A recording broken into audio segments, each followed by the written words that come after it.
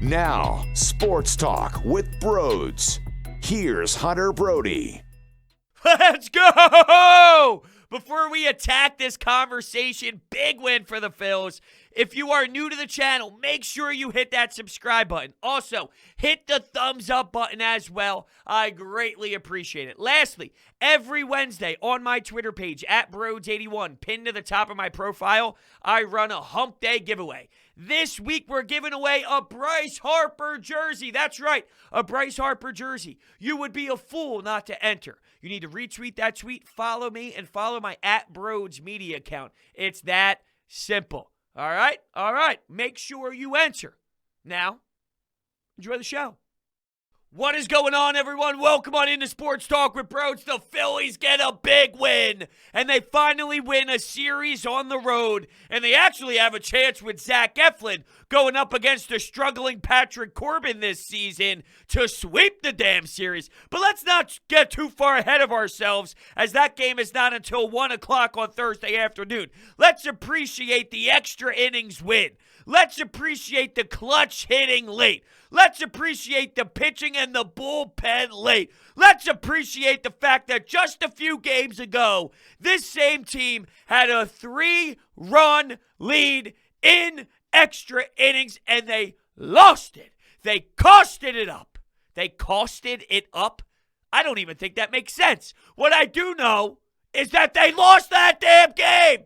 So guess what? This feels good, and victory tastes sweet. I have no clue what happened in the 6th inning between Bryce Harper and Odubel Herrera with the fly ball out to right center field. My emotions keep toying with me. It's like a big tug-of-war match, because at the end of the day, we are all aware that the center field position has the final say, and they need to dictate what's going on. At the same time, the billions of times I keep watching this over and over again, I feel Bryce Harper should have had that baseball. I look at Bryce Harper and I think to myself, dude, you got to make sure you get that baseball. So, look, it happened and it was miserable, and that's what this team does. This team just gives you the most egregious style of play. They give you heartbreaking moments. They crush your soul throughout 9 innings every night.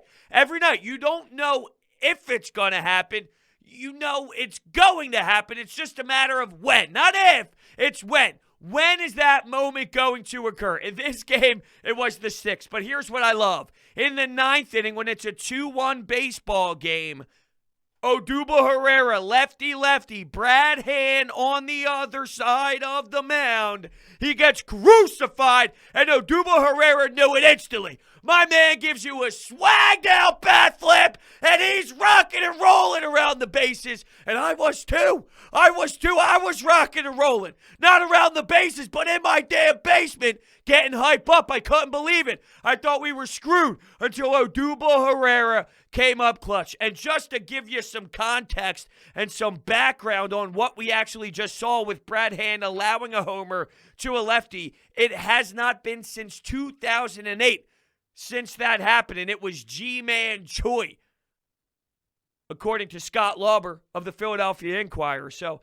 just amazing to think about that, how rare that really is. And Odubel just let it fly. Kruk kept talking about it throughout the broadcast, where he saw a pitch before, the hitter before, which was Andrew Knapp, that went away from Andrew Knapp. And this pitch, it did the same thing, but it goes in on Odubel Herrera. And he really did make a damn statement. He knew right off the barrel of the bat. He knew as soon as he made contact with the barrel that thing was gone. And you could tell with his reaction. And it was huge. You have a costly mistake in the game, and you step up from that miserable mistake, especially a guy who, let's be realistic, the leash is not very long. Now, that wouldn't have been the difference in him getting sent down. Let's not take that too far. Let's not take that way too out of context. I'm not saying, we'll never get an opportunity again. I'm just saying, with Odubel Herrera, the more mistakes you make, you don't have the same leisure as anybody else on this roster. So, for you to make such a crucial mental laps happen and there's a lack of communication when you are the center field position and you dictate what's going to happen out there with the communication factor. And let's look at it from this angle. It's not as if Bryce Harper and Odubel Herrera play with each other all the time. That has to change. It can't happen again. It's no excuse because everybody knows in baseball 101, you have to chat, you have to talk, you have to call it out. And that's why late in the game when Bryce Harper is underneath the ball, he's screaming, he's putting his hands out. I got it! I got it!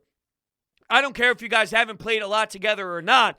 It's simple baseball that you learn in Little League. But when you watch the replay over and over again, it is so sad. I showed it to my fiance. I went upstairs to get a snack during one of the commercial breaks with the innings, and I said, hey, check this out. And she's pissing herself. It looked like Little League. I know. Bryce falls over, Odubel and him slam. It's like, what is going on? Oh, it's a painful laugh. It really is. So Odubel in the 9th, how you Dan? And then in the 10th, Bryce Harper with Andrew McCutchen on second base because of the extra inning rule. Bryce Harper works a full count, battles up at the dish, pokes it the other way. Now you got first and third. Rhys Hoskins, huge, ends up knocking in that big run to take the lead 3-2. Nick Maton, clutch, who comes into the game because Didi Gregorius had right elbow stiffness.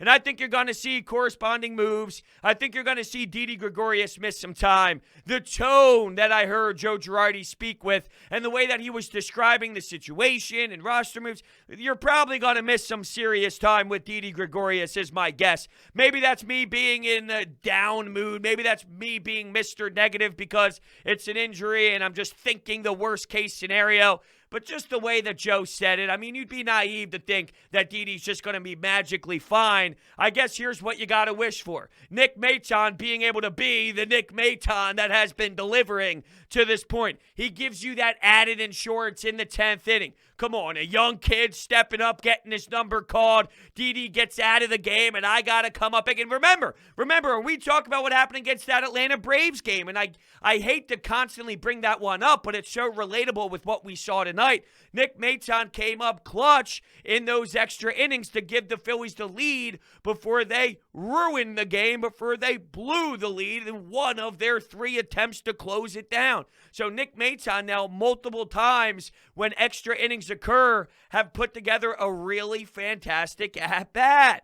Nick Maton gives you that added bonus. And then when he's on first base, he steals second, poor throw, great jump, gets to third, and that results in Andrew Knapp putting the ball in play to give you a 3-run lead, and that's a huge difference for a guy like Hector Neris who comes in the bottom of the 10th, because if it's only a 2-run game with the man on second base to start things off, one swing is the difference, and it doesn't matter if there's 2 outs with a 2-strike count, because how many times have we had our eyeballs bleed in that scenario when we're watching fastballs right down the middle of the plate, right down the heart of the plate, and before you know it, the game is either over or it's a tied game, and the game is continuing, and we're playing for more extra innings, and it just becomes a disaster. So that extra third run made it easier for me to breathe. And you know how it is for me. I could barely breathe as it is. And then you give me Hector Neris and you give me a close game. I get even worse. I get sweaty. All right? I get my hands all clammy. Almost forgot the word for a second. Crazy. Just crazy. So let's talk about this bullpen. I mentioned Hector Neris closed the door, did his job pretty good. Pretty good, very good. Alvarado before him, how you doing? Suarez. In the 8th inning, Suarez came in, and because of a Gene Segura error, which is first error in a billion games, there was bases loaded with 2 outs in the 8th inning.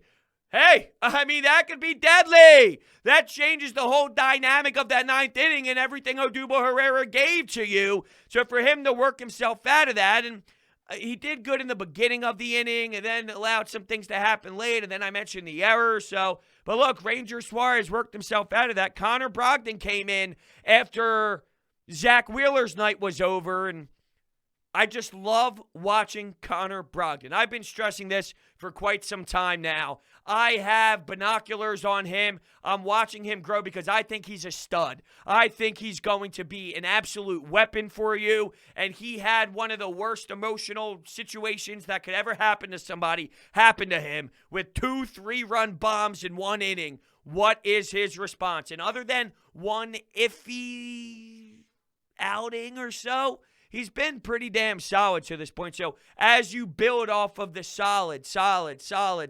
performances, you eventually put that 6-run outing in 1 inning kind of on the back burner, and it fades. Slowly, it fades. But eventually, enough of these type of innings, then that's just background noise. And no matter what the ERA says or whatnot, everyone knows that was just one poor situation. And from that moment, you've been strong. So good for Connor Brogdon. In terms of Zach Wheeler, he was leaking oil. There's no doubt about it. There was a moment late when we talk about the runs being scored. He leaked oil, and he was missing some spots. Even early on, I hate to do this because I thought he did have a really good 8 innings. Excuse me. He allowed 8 hits. He did have really good 6 innings. He did miss a pitch bad to Zimmerman, who just put it foul. That thing would have went gone by 10,000 miles if Zimmerman didn't miss that. And there was another one. Was it Schwarber? I forget exactly who the second pitch was that stood out to me in the game. I had it written down in my notes on my phone. I don't think I wrote that one specifically down, but he did miss some spots early on. He got into a groove, though. Leaked late. His stat line read 6 innings, 8 hits, 2 earned runs, 1 walk, 7 Ks.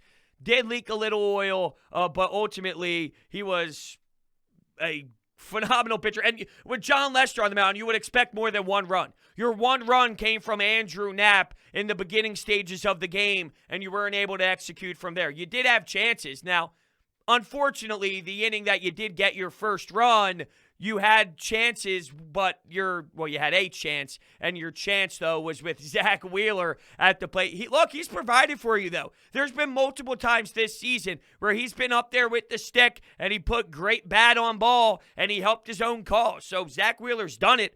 I guess I can anticipate seeing that again this season, and I can feel prideful with him in the batter's box because he does take hacks, all right, and he does go up there willing to swing the baseball bat, looking to get a hit. Some pitchers stand there, watch 3 pitches go by, and then they walk their asses back to the dugout. No, Zach wants to produce. Zach wants to get the RBI, and he's done it a billion times already for this team, so I was just hoping that maybe he'd be able to squeak more in.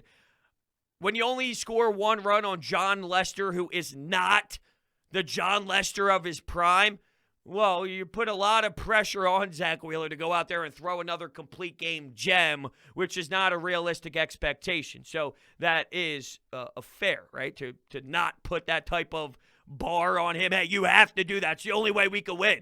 We scored 1 run all game. You got to shut him out, just like you did last time. I mean, at some point, that's just not going to be a reality. One inning that I loved so much was the bottom 5 for Zach Wheeler. He did allow Lester to go the other way. But then, with some possibilities of I almost said the Cubs because of John Lester, the Nationals, with them having on base, what's going to happen? He freezes Trey Turner on the outside part of the plate with a 97-mile-per-hour heat pitch where he had no idea what to do. You should have saw his face. He was stunned. All right, I'm just going to walk back. Now, he had some emotional moments in this game. Zach Wheeler did strike him out on an inside pitch earlier that was a little off the plate, but I also thought that when you bring up that strike zone during the replay, and actually not even just the replay, during the actual play as well, it looked like the box wasn't lined up right. I don't know. Maybe I'm an asshole. It is very possible that I am one, so maybe that's just me being an idiot. But when I looked at the replay, I'm telling you, it looked pretty clear that the box was shifted to the left, and when you look at where Andrew Knapp caught the ball, he caught it right on the inside part of the plate. Once again, I could be an absolute moron. That is on the table. I did think that the box made it look worse than what it really was. Trey Turner wasn't happy in that moment, and he especially wasn't happy with himself when Zach Wheeler threw 97 on the outside part of the plate, and he was clueless. Now Juan Soto's up. Same inning. Same amount of stress on Zach Wheeler.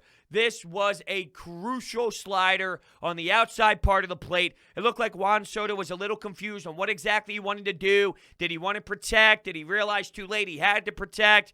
And bang, Zach Wheeler gets out of that situation in the 5th inning. That was by far my favorite for sure. But I did bring up that 6th, and Zimmerman had a leadoff double, and from there, that's where it got a little wonky. Now, Schwarber gets out. So Zimmerman gets that leadoff double in the 6th. Schwarber gets out.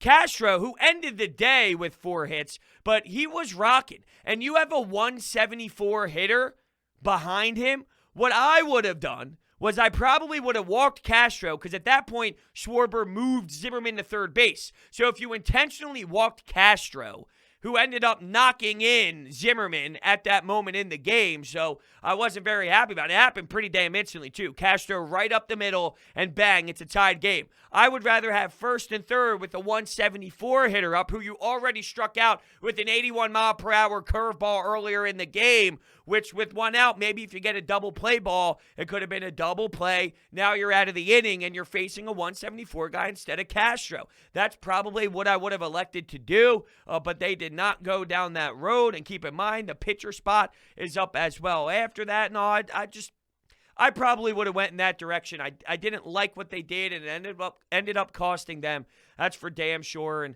I'm just proud of this team, though, because they just had such a damaging, upsetting loss happen to them after not only what Odubel did, because what Odubel did was magnificent.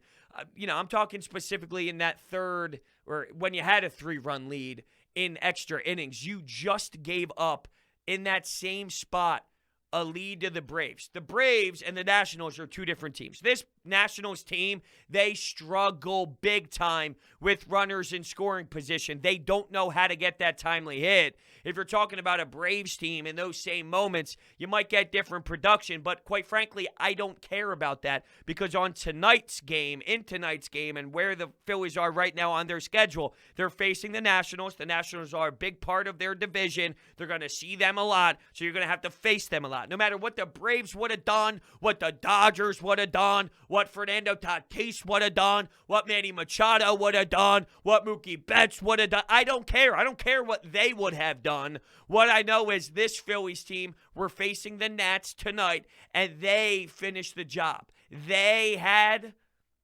the scenario laid out right in front of them, and they got the punch-outs they needed. They got the fly-outs they needed. They made the plays that they needed. Nick Maton got a big double play late in the game. It looked like he struggled to get it out of his glove, but what do you know? Boom, threw it over, got it out. Phillies got out of some trouble, which gave them some offensive life for that 10th inning. A few things.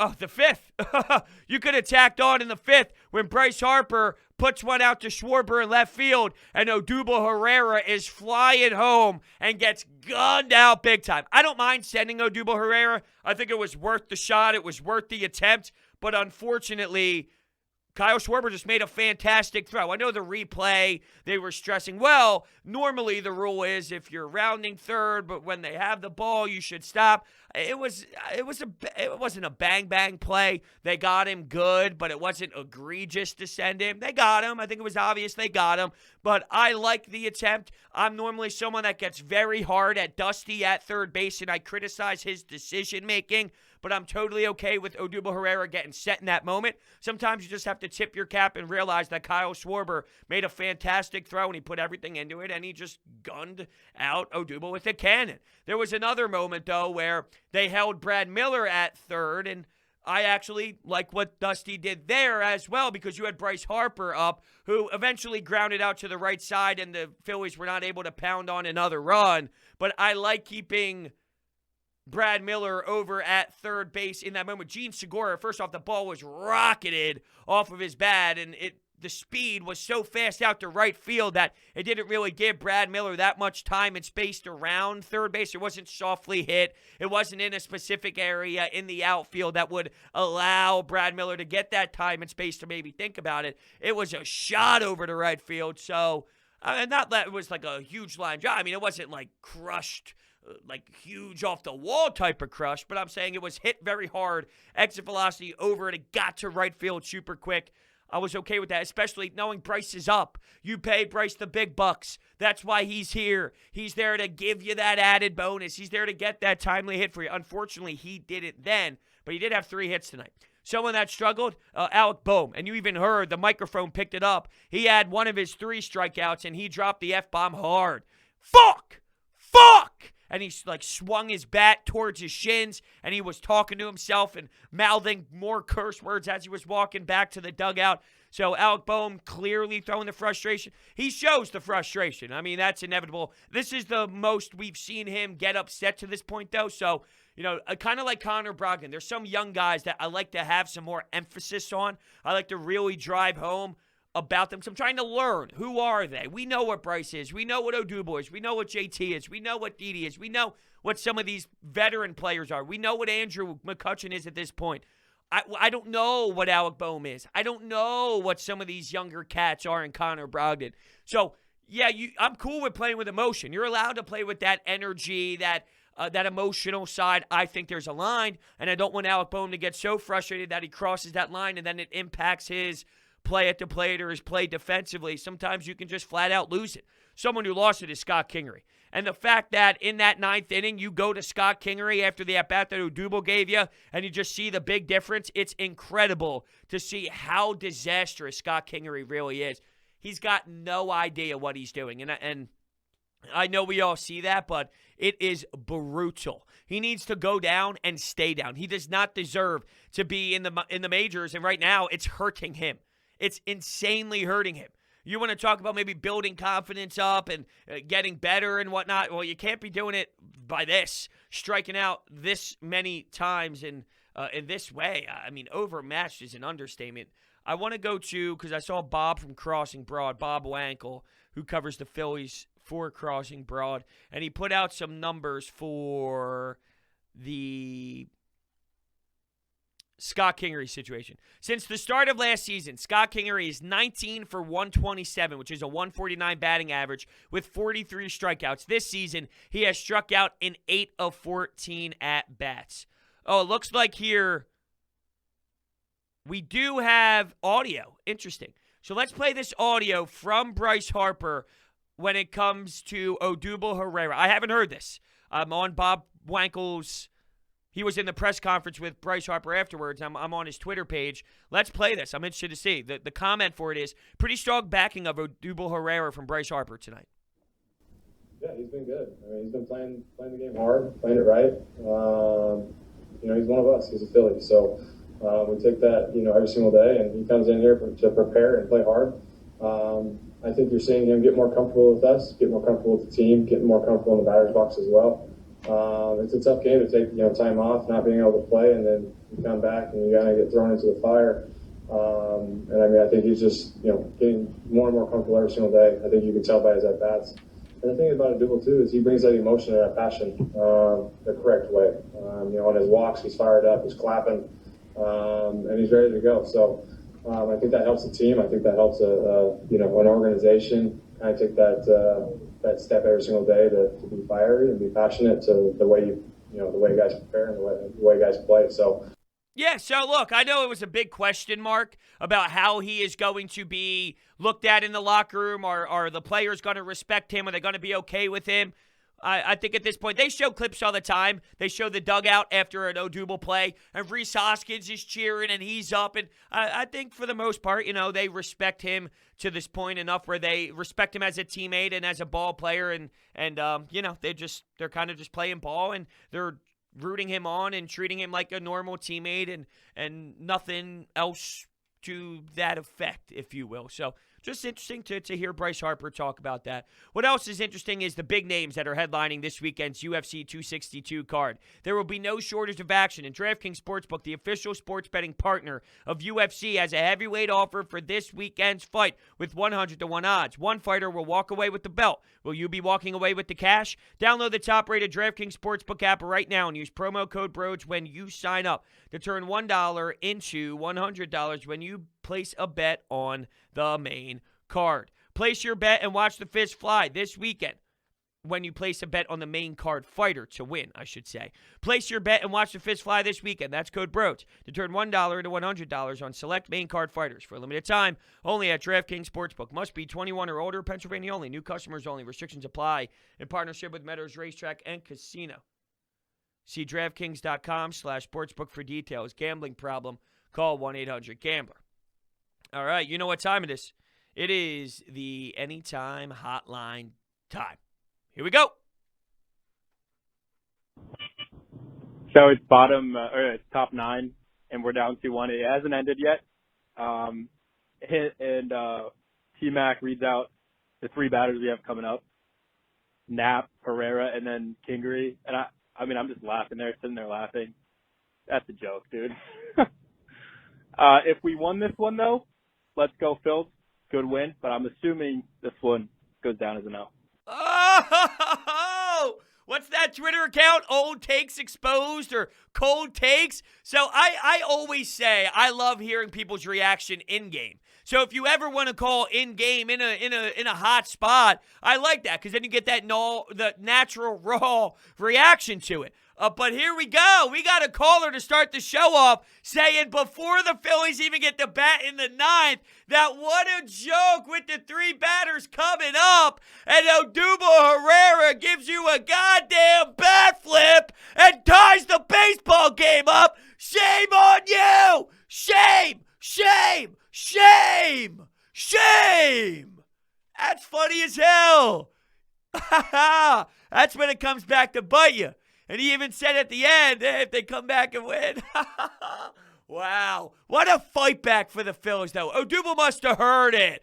Rhys must have heard it. Nick Maton must have been tapping into the Anytime Hotline. Sort of like the Astros are banging on trash cans and tapping into all sorts of data and TVs and catching signs. That's probably what the Phillies are doing. They're checking out on Sports Talk with Brodes. They're checking out on the Anytime Hotline to hear what the people have to say about them.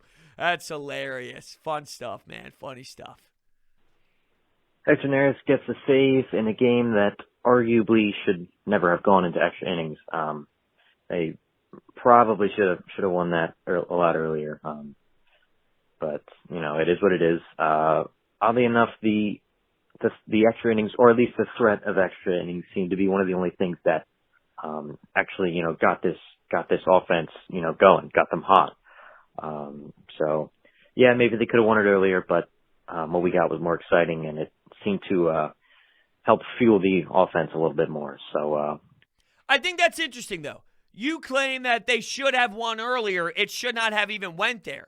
And I thought you were going to say when I was listening that they should not have even won this game. You're saying the Phillies should have won it earlier. I thought you were going to say, well, they gave up that lead. They were banging into each other out in the outfield. The Phillies didn't deserve that. And my question would be to you, because your statement was they should have done it before the extra innings. Why? They had 1 run to that point before the 9th inning. I don't know if I necessarily agree with that assessment. I don't think I look at tonight and say, you know what, they should have handled business in the 9 innings prior to extras. I think they desperately needed those extras to be able to grind out enough runs to win, and they put themselves in such an unfortunate spot. I think I could at least make the argument that they should have lost. And, they came up big, and they took advantage of some pitches, and they took advantage of Brad Hand, and I'm just saying, I don't believe that they should have lost. I think they deserved the win. They made the counterattacks. They put themselves in moments, and they cashed in more than the Nationals did. They had those timely hits, those clutch hits, multiple clutch hits in a row in the 9th and 10th inning. So I think the Phillies did deserve to win. I'm saying you can make the argument that they didn't, but more so than they should have won. Like, I guess maybe I'm getting a little all jumbled here, but here's your 3 options. Let's lay it out this way. Here's your 3 options. Option 1, they should have won in normal time, in 9 innings. Option 2, they should have won and it should have taken extras, or they should have lost. Your option, which is option 1, is probably 3rd on my list. I'll go option 2, which is they deserve to win in extras, and then option 3, which was they should have lost, would be my second option. Woo, woo, woo, Woo! Hit the refresh button. If you understood what I just said, thank you. If you didn't, I could see why you didn't, and I apologize for that because there's probably 2 minutes that you'll never get back and that I'll never get back, and I probably could have done a better job. I tell you what, it's about time that some other fan base and team's heart gets broken other than ours. It seems like for the last 3-4 years, all we do is lose games in the most heartbreaking fashion possible. Finally, we do the exact opposite, where we snatch victory out of the jaws of defeat instead of snatching defeat from the jaws of victory. And better yet, we even win an extra inning game as an away team, which barely ever happens. The difference is, though, there's no such thing as a Washington National fan. That's huge, right? That's a big part of the equation. There's no such thing. So we feel the pain because we care about our baseball team. They don't care about their baseball team. How many "Let's Go Phillies" chants were there? And I hate to say this, it reminds me of when Mets fans come to Citizens Bank Park and take over, because they do take over our ballpark, and it's an embarrassment to Phillies fans. But when they have some make some noise chants going on in the Jumbotron on the big screen and all, and the Phillies fans come out, and then, yeah, there were some counters and there were some boos, and the Nats fans tried to make the very limited that there are in human society, tried to, outperform the Phillies fans. They don't care. They don't care. Their magical run was what it was, and God bless them, because I'm very jealous that they got to witness a championship, and that was a fun team to watch. I'm not going to deny that. I enjoyed everything about their run with Scherzer, with Strasburg, with Juan Soto, with, drawing a blank, Anthony Rendon, amazing. Dude, how can you forget Howie, with that type of explosive postseason? But they don't have fans. So in terms of, it's nice to see other teams feel heartbreak, they don't care about them. They're probably going to go watch the Washington Capitals go play in the playoffs, It is what it is. They don't have a fan base that cares like we do. So I don't think it stings to the level that it stings for us, unfortunately. Damn, it's fucking Knapp time again. Andrew Knapp, does he just, whenever there's a guy in scoring position, he has 1,000 batting average? I know you just mentioned it, but, he's one hell of a backup, the past 2 seasons now. He looks like a different player. I don't know what he's doing, but every time that Phillies need a hit, he steps up and he freaking gets it no matter what. He grinds out long at bats when he's not getting a hit. I don't know. I know he's a backup, but... But what? Nothing? You went blank there? Just nothing? Yeah, look, Andrew Knapp has been awesome. Now, Zach Wheeler, after the game, said something along the lines of, he should be a starter on many teams this league. Yeah, that's because no one cares about the catcher position. That doesn't truly tell you how special Andrew Knapp is. He's a nice backup catcher to have. Let's not blow this out of proportion and act like that you have Andrew Knapp. But that's because people don't value production at that position. The Phillies did, because they made a move and traded Sixto Sanchez and acquired JT, gave up a big prospect, wanted to pay him money to have it. It's an advantage if you're willing to pay it, but a lot of teams, if you look at the analytical data and the production of that position offensively and things of that nature and where you want to put your money, and if you're thinking of the luxury tax and not wanting to go over, you'd rather apply all that cash in other areas and live with a catcher position that's just very average. And Andrew Knapp has kind of worked himself into being an average type of guy, numbers-wise. Not amazing. He's not outrageous. He's a backup catcher. So I do think that maybe that's getting blown out of proportion from Zach Wheeler. Not that I would ever expect anything different from a player on the team to say anything like that. But sure, he might be able to start elsewhere. You know why? Because teams just don't value the catcher, and they don't value a lot of numbers, and they don't care for an obnoxious amount of production there. That's why JT didn't have the type of heat he thought he would have in the offseason. There's a reason why that's the case, because teams just don't value that. But, it's just a teammate hyping up a teammate. All right, we'll take one more call here. What's up, bros? The Phillies beat the Nationals in the 10th inning, 5-2 in D.C. That was a good win. There was a lot of mistakes in the game. I mean, that Herrera, Harper play, that was just a bunch of funniness out there. But, hey, man, Herrera came back, got the home run. Harper got the single opposite field. in the 10th inning. That was the game. I think Zach Wheeler played a pretty good game. He should have only had one earned run because that one earned run was on Harper and Herrera. But I think he pitched a pretty tough game by him. The bullpen did really good, dude. The bullpen, Hector Neris closed it out. Alvarado, Brodes did good. Everybody did good in the bullpen. Really glad the Phillies won this game. I'm pretty sure the Atlanta feeling can now go away. Yeah, I mean, it's still there. I hate to admit it, but that pain is still there because you know what happened. But just like I kind of mentioned with Connor Brogdon, he had such a brutal outing, and then as good outings continue to pile up, eventually it fades away and becomes background noise. That's what's going to happen with that Braves loss eventually, maybe. I mean, I do think it's always going to be there. It's always going to be very, very faded, but it's never going to fully go away. But we can get it the farthest away possible as we continue to rally and put wins together. The problem is the Mets keep winning, and this Mets team, you would think, oh, they stink. And I'm like, hey, wait until Francisco Lindor heats up. Wait until their team gets going. And this Mets team continues to win baseball games right now. So you're in a battle, right? I think the Braves also won today. Let's do a little roundup here because I was watching a lot of games throughout. Oh, the Braves ended up losing 4-1. They were up 1-0 in the 5th inning the last time I looked. So the Braves did lose. How about that? They lost to the Blue Jays. And the Mets, yeah, they won earlier today. They won 7-1 and just crucified the Orioles, who are 16 and what are the Orioles right now? 16-21 on the season. So, but look, it's a good win for the Phils. That's what I know. I'm proud of them. And with Zach Eflin versus Patrick Corbin, you can sweep a series on the road, and that would get good vibes. That would get some serious, fantastic vibes if you can do that. Talk about trying to get that loss behind you as quickly as possible. That one in Atlanta. Well, this would be a big step in the right direction. So, I want to thank everybody so much for listening, and I will see you next time.